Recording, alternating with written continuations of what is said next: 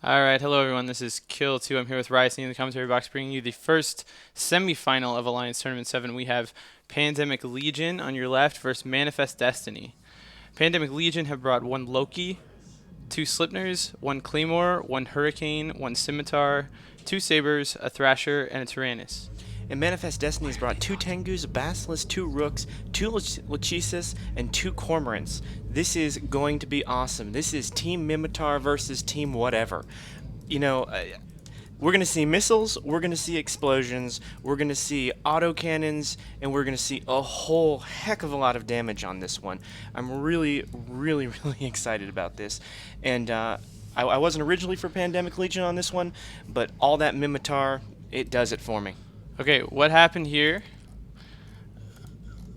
The Minotaur or the Pandemic Legion team warped to 0 on the beacon. Manifest Destiny, it looks to me like, have brought a counter to the Pandemic Legion setup they've been running for the last few matches. They brought Lachesis probably for damps for the stealth bombers. They brought a lot of ECM and they brought missiles. Pandemic Legion saw it coming. They went for a setup that would counter that exactly. I think Pandemic Legion's going to run over them in this match. Oh my god, there is not a single ship on the Pandemic Legion side that is not doing at least 3,000 to 2,000 meters a second. These guys are speed fit. They are going in to hit hard, hit fast, and just deal damage. They have been speeding directly into the pack of the Manifest Destiny team, and there's no distance separating these teams anymore. There's just nothing but drones and craziness going on. That is seriously incredible. That team is going so fast. The command ship's putting out so much damage. They're already right on top of the Manifest Destiny team. Manifest Destiny already lost a Rook. Yeah, Rook, what Rook? Presumably the second Rook will be going down pretty soon. There is a lot of jamming, at least there was. There won't be soon. So it may take a second, but I assume the DPS will pile on pretty soon here.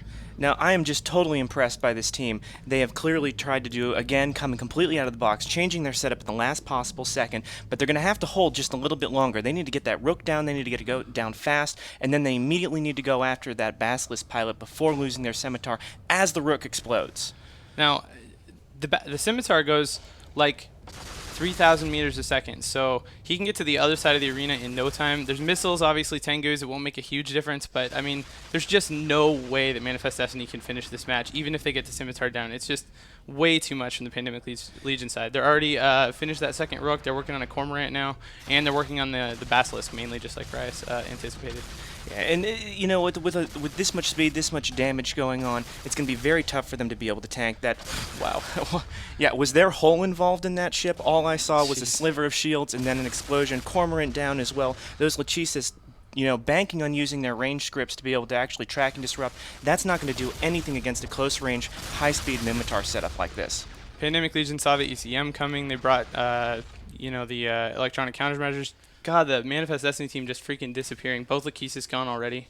You know, this is why Mimitar absolutely rule and dominate when it comes to the small ships like this. So much damage, so much speed, so much punch. Those Tengus are going to completely melt underneath those Slipners. I'm sure that those Slipners are fitting 3, maybe 4 damage mods in their lows. Stacking penalties be damned. This is freaking incredible. Tengu's going down next. The Pandemic Legion team, of course, already all on top of him. We see Tengu's run around the arena with battle cruisers struggling to catch up. Pandemic Legion not having those kind of problems. Already this Tengu at half shields. Yeah, that Tengu is just not going to survive long. Slipner, very well known for being extremely high DPS. Obviously a max skill Claymore pilot, probably running a gang link and mine link together, running all 3, speed, you know, this signature radius, and probably the propulsion mods as well, using their webs at the maximum range. I wouldn't be surprised if they're... A Cormorant gone, Tengu gone. It's like we shouldn't even talk about anything except how fast these ships are dying. It's freaking unbelievable. Can you guys just watch the screen and pick your tongues, your jaws up off the floor, you know, try and keep it together, because I sure as hell can't. This Tengu has no hope at all of surviving. There goes a billion-isk pop, and, you know, just, it's going to be a couple of seconds. And look at those beautiful, beautiful Thrasher holes just warping right into there. Pandemic Legion using a Loki with the web bonus, something it can do like the Hugin, so they've got speed along with some tackle. In case there was anything else that went 3,000 meters a second, they wouldn't have had a problem slowing it down. I mean, we've been looking for that counter all week long to the, you know, Caldari ranged ECM. Ladies and gentlemen, Pandemic Legion found not one, but 2 different counters. One in the stealth bombers, and the second one in the speed Mimitar gang. And there could, bam. What? Tengu gone. 1 billion down. That guy's going to be hurting for skill points. Are you guys even ready for us back in the studio? Well, we can stay here. An absolutely flawless match there from unbelievable. Guys, talk us through it. Talk us through why the setup is so good. The reason it's so good, it's incredible just the way it actually performs. But for me, what was incredible is that Pandemic Legion brought the same setup twice, a setup that looked good enough to use for the rest of the tournament.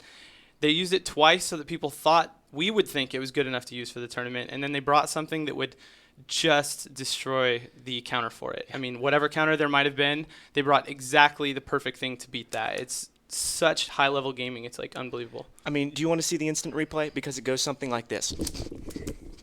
And that was it. I mean, it was that fast. That was... Absolutely Wow. baffling, but it I'm gonna goes to cry. show what we've been saying. Don't cry. No, it's just... They wouldn't want you to cry. Or maybe they would. I love Mimitar ships so much. It's really... I flew a Galente ship once in AT3, and it was for like 30 seconds before I got blown up. I've flown nothing but Mimitar, and to see them just unbelievably dominate is just awesome. I mean, yeah, you had the Tyrannus in there, but whatever. He was cool. It was a very, Thumbs very up. fitting thing to bring for a Mimitar-themed tourney as well, so that's another good thing. Absolutely incredible match. Yeah. Wow. Yeah. And now, you try to think about, imagine being, beyond Divinity or who do they have? Yeah. Circle of two. Yeah, one of those teams trying to decide what to do to beat Pandemic Legion in the next fight. Like, at this point, I would be No, they've got a basically loaf in ready their to pants, leave. and they're trying to figure out exactly what to do. I mean, Right. after that... With those two different setups, I mean, right now you know that Pandemic Legion has no problem fielding an incredibly high DPS fast Mimitar gang. You know they have absolutely no problem fielding a high DPS, stealth bomber gang that's going to drop bombs, destroy either your drones or your ECM.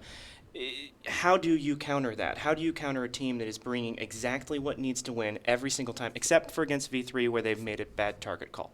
And also you know that they're capable of bringing something else that's just as awesome that no one has thought of. I mean, I have that possibility as the hopeful for the finals. Oh, yeah. I mean, we have could see something else. something completely different. Last year they did Navy Vexers and just ran over RUR with them. Actually, it was a close match, but it was definitely something that no one had seen yet. I mean, they are willing to mix it up regardless of how powerful the setups they've used have been, leading up to the finals. Yeah, I mean, despite the mad props that they get, obviously these guys want those new ships, and They've Who just doesn't? locked I want themselves those up new some ships. Freckies. I mean, that's it. They now have the Freckie and They have at least some cute-ish rifters, at least. unbelievably badass rifters. Yeah, very I think good. they're cute. They have little wings extra on the side. The man of understatement. Absolutely brilliant. And it goes to show it's about having a flexible team as well, just able to field anything. We have some questions from the Awesome. forums. Although at the moment, I just want to see that match again. Yeah, we should play it again. Can we? We probably can't. Oh, thanks. How different would the tournament be if you remove remote reps? It would be a lot different. We saw that possibility last year, and I think we may see it again in the future. It would be faster. It would be kind of more set up. More like what he just did. Yeah. Well, More like what he just did. We saw matches that were more like this. They were not as fast paced, like somewhere in the middle. But it's good, and it's just different. What's nice is that we have logistics in this tournament, and we're not seeing slow matches either. Yeah. We're seeing a lot of real nail biters, even with logistics in here. I mean, I'm pretty sure there was a logistics ship in that last match. Yeah, I think I remember seeing one flash on my screen for a frame or two. Yeah, it really delayed things. Yeah. No, I mean, logistics really shouldn't be pulled out of the tournament. It is not a guaranteed win. Having remote reps, having remote, logistics ship in there is a totally valid setup. It's something that happens all the time on TQ. I mean, I fly a logistics ship. I'm a Scimitar pilot. We have a ton of logistics pilots in Vito. We love the ship. It would be a shame to take it back out. I think having just one, though, is the perfect number. Obviously, the dual Guardian or dual Basilisk setup was too powerful for that. I mean, you take it out and you get a good tournament still that looks a lot different. And it's certainly true that there's a lot of PvP where there's no logistics involved, and people are often used to that. It's not normal to set up ships where you have tanks that run depending on someone else's ship. It is normal in many gangs, probably in a lot of your gangs, in my gangs. it's never there. You know, you're always running local stuff and a lot of buffers, and people, you know, both are viable and they look a lot different. And what was surprising too is that we saw last year when there's no no logistics, you have ECM that holds up the same role sort of. It still acts as a defense. The matches can still last a while. So it's different, but it's not that different actually. People are going to find a force multiplier no matter how you do it in any tournament. Get out with it, would ya? We were a bit flabbergasted still. A bit of a weird question. What's the biggest mistake been of the tourney? Biggest mistake? No ECCM on the mid slots of some certain golems fielded by an alliance that may or may not have 2 members sitting in chairs. Okay. Well, I think that Drake that burned out its entire top rack could qualify. That might have flipped the match. That's a pretty big one.